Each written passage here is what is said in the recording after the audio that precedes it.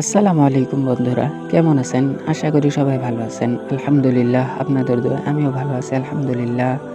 আজকে আমরা এই ভিডিওর মাধ্যমে শিখব ঈদুল ফিতরের কিছু সুন্নত যেগুলো আমাদের করা খুবই দরকার।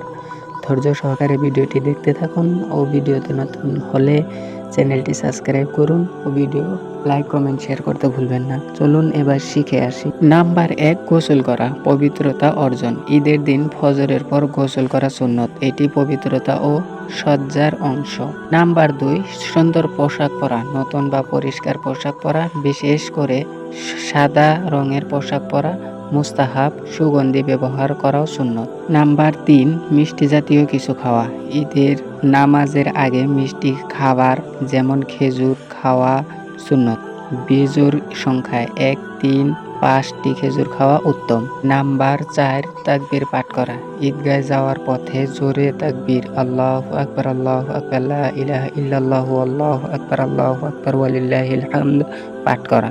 নাম্বার ৫, ঈদগাহে হেঁটে যাওয়া, ঈদের নামাজের আদায়ের জন্য মাঠে ঈদগাহে যাওয়া সুন্নত, সম্ভব হলে এক রাস্তা দিয়ে যাওয়া এবং অন্য রাস্তা দিয়ে ফেরা। নাম্বার ৬, ঈদের নামাজ আদায় করা, জামাতের সাথে ঈদের ২ রাকাত নামাজ আদায় করা ও ইমামের খুতবা শোনা। নাম্বার ৭, পরস্পরকে শুভেচ্ছা জানানো, তাকাব্বালাল্লাহু মিন্না ওয়া মিনকুম, আল্লাহ আমাদের ও আপনার ভালো কাজগুলো কবুল করুন বা ঈদ মুবারক বলা।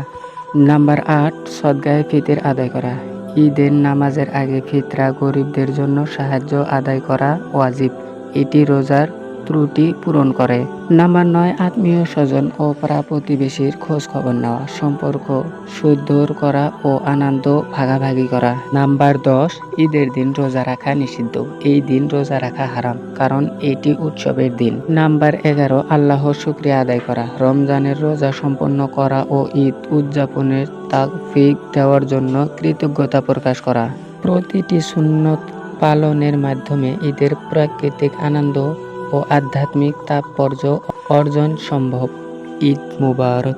আশা করি ভিডিওটি আপনাদের ভালো লাগছে। ভালো লাগলে অবশ্যই লাইক কমেন্ট শেয়ার করতে ভুলবেন না, যাতে করে আমাদের অন্য ভাই বোনেরা এটার দ্বারা শিখতে পারে। ও চ্যানেলে নতুন হলে চ্যানেলটি সাবস্ক্রাইব করতে ভুলবেন না। ততক্ষণ পর্যন্ত ভালো থাকুন, সুস্থ থাকুন, দেখা হচ্ছে অন্য কোনো ভিডিওতে। আসসালামু আলাইকুম ওয়া রাহমাতুল্লাহ।